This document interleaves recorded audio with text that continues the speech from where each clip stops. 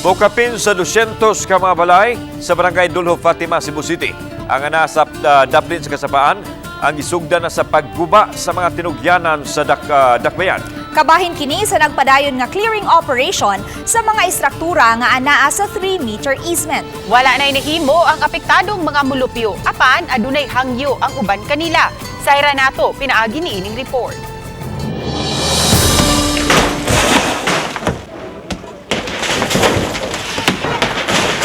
Milanog ang tingog sa kasaba sa apak sa maso o ubang kahimanan nga gigamit sa pagbungkag sa mga balay nga nagbarog sulod sa 3-meter easement sa Barangay Dulho, Fatima. Kabahin kini sa gipatumang clearing operation sa dakbayan. Mato ni Konsehal Jerry Guardo, ang chairman sa Flood Control Program, nga kinahanglang hawanan sa mga istruktura ang daplin sa kasapaan tungod kay makuyaw ang ilang kahimtang kung adunay pagbaha. 203 ka balay ang target nga bungkagon. Kadaghanan sa mga nanag-iya midawat na sa financial assistance sa dakbayan bugti sa ilang pagbiya sa dapit.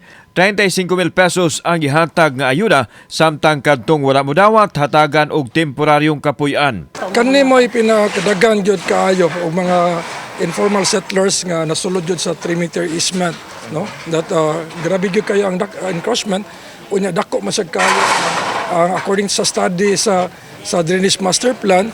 Ang ayan kinahanglan gyud og padak-an gyud maayo ang lapak kay tungod sa dako kayo nga volume nga mosuod diri gikan sa bukid pa. Samtang ang pipila ka mga mulupyo nga wa makadawat sa financial assistance mihangyo sa dakbayan nga iangan-angan lang una ang pagguba sa ilang mga panimay hangtod nga madawat nila ang salapi. Nami requisition or kanang kuan na ang amo ipahimutan mi sa among asa mi dapita nga mabutang o financial nga among matukuran sa among balay.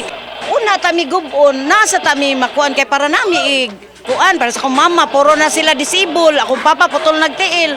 Asam na nako ibalhin kani nga yang problema ako sa ning ipaabot sa office o sa staff sa DPWH. Samtang iklaro ni Konsehal Guardo nga gisugda na ang pagpalapad ug pagpalawom sa kasapaan aron mas dako ang agianan sa tubig panahon sa pagbunok sa kusog nga uwan. Lakip silang gitarget mao ang nagpuyo sulod sa 3-meter easement sa sudlunong mga dapit sa barangay Sama sa Barangay Buhisan. Order ni Mayor is totally cleared man gyud, no? So we will invite amo lang silang temporary relocate lang una, no? Na-identify na tong eskwelahan nga temporarily nila nga relocation site. Kauban si Godfrey Relian, ako si Alan Domingo.